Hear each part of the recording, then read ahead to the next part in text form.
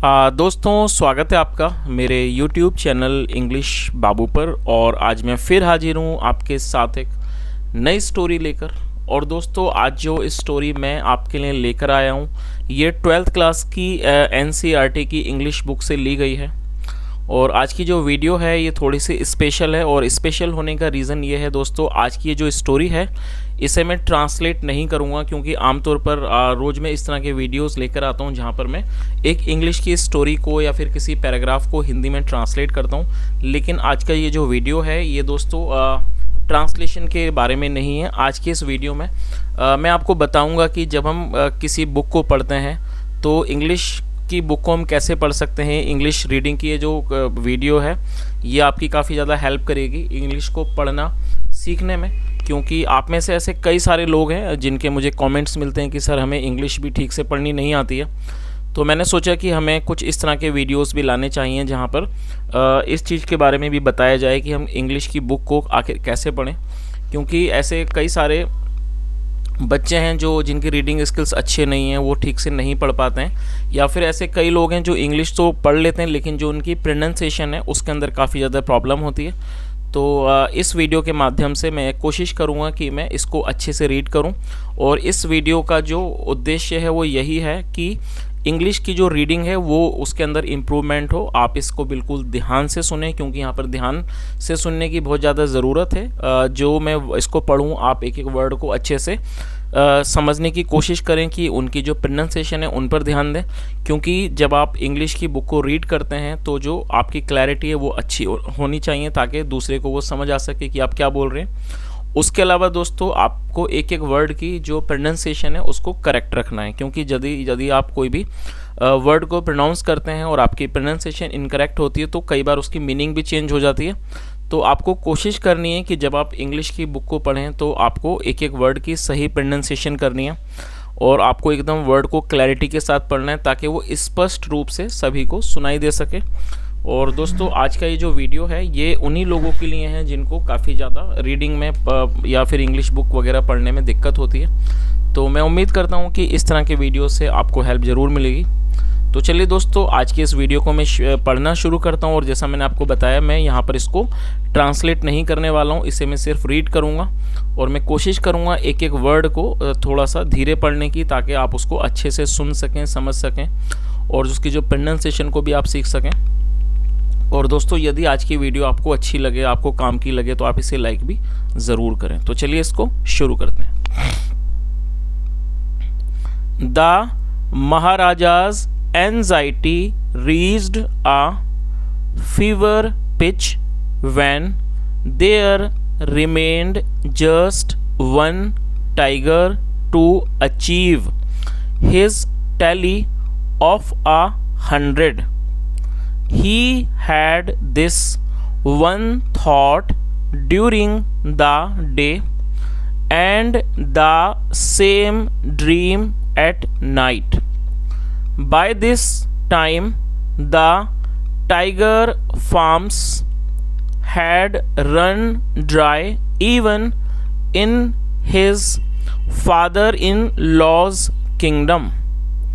It became impossible to locate tigers anywhere. Yet, only one more was needed. If he could kill just that one single beast, the Maharaja would have no fears left. He could give up tiger hunting altogether.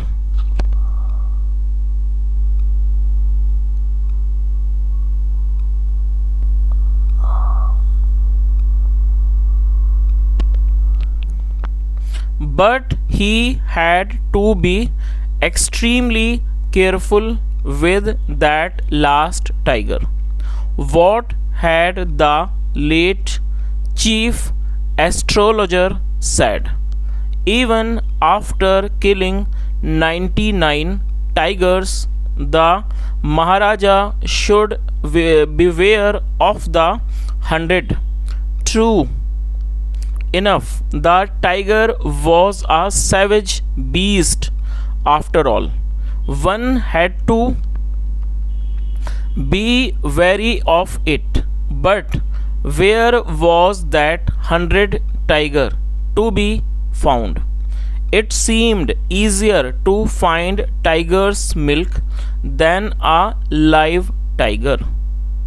Thus, the Maharaja was sunk in gloom, but soon came the happy news which dispelled that gloom.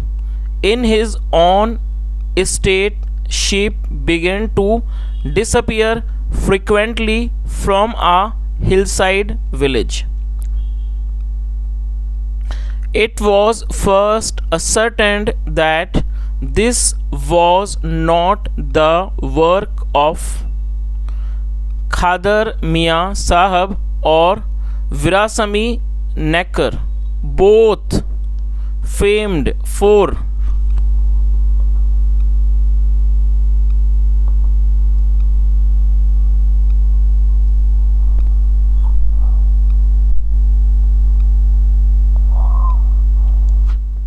their ability to swallow sheep whole. Surely a tiger was at work. The villagers ran to inform the Maharaja. The Maharaja announced a 3-year exemption from all taxes for that village and set out on the hunt at once. The tiger was not easily found. It seemed as if it had wantonly hid itself in order to flout the Maharaja's will. The Maharaja was equally determined. He refused to leave the forest until the tiger was found. As the days passed, the Maharaja's fury and obstinacy mounted alarmingly. Many officers lost their jobs.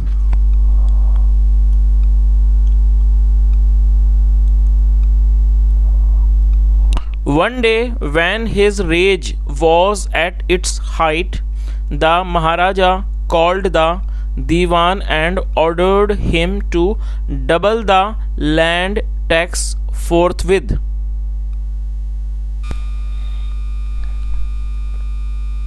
The people will become discontented, then our state too will fall a prey to the Indian National Congress.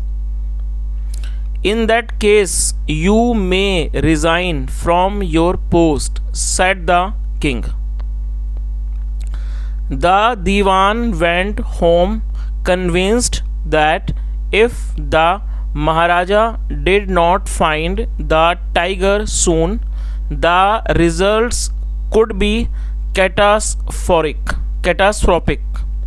He felt life returning to him only when he saw the tiger which had been brought from the People's Park in Madras and kept hidden in his house.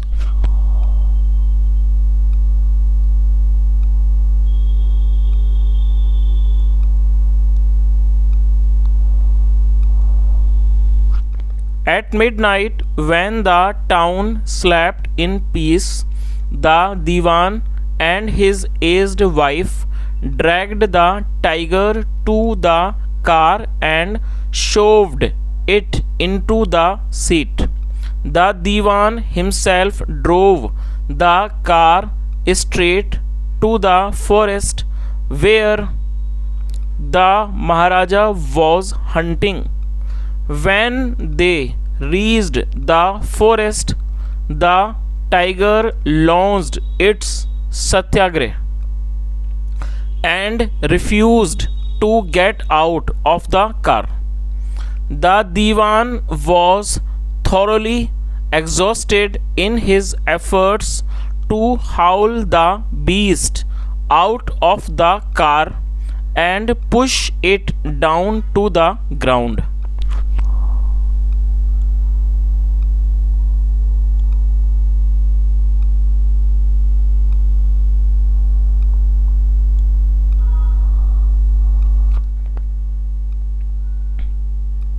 On the following day, the same old tiger wandered into the Maharaja's presence and stood as if in humble supplication. Master, what do you command of me? It was with boundless joy that the Maharaja took careful aim at the beast. The tiger fell in a crumpled heap. I have killed the 100th tiger. My woe has been fulfilled. The Maharaja was overcome with elation, ordering the tiger to be brought to the capital in grand procession. The Maharaja hastened away in his car.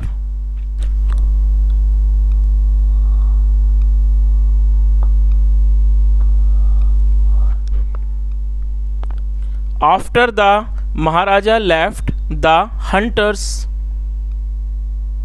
went to take a closer look at the tiger. The tiger looked back at them, rolling its eyes in bafflement.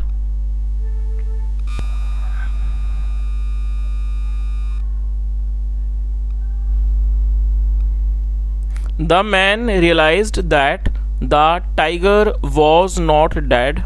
The bullet had missed it. It had fainted from the shock of the bullet whistling past. The hunters wondered what they should do. They decided that the Maharaja must not come to know that he had missed his target. If he did, they could lose their jobs. One of the hunters took him from a distance of 1 foot and shot the tiger. This time he killed it without missing his mark. Then, as commanded by the king, the dead tiger was taken in procession through the town and buried. A tomb was erected over it. A few days later, the Maharaja's son's 3rd birthday was celebrated. Until then, the Maharaja had given his entire mind over to tiger hunting. He had had no time to spare for the crown prince. But now the king turned his attention to the child. He wished to give him some special gift on his birthday. He went to the shopping center in Pratatibandapuram and searched every shop but could not find anything suitable.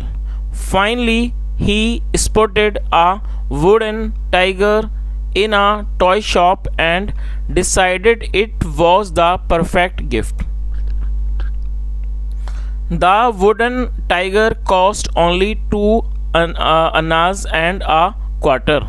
But the shopkeeper knew that if he quoted such a low price to the Maharaja, he would be punished under the rules of the emergency. So,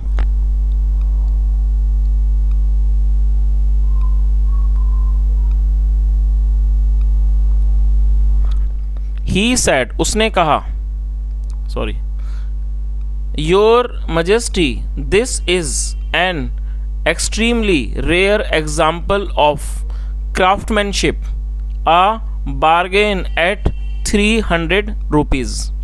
Very good. Let this be your offering to the crown prince on his birthday, said the king, and took it away with him.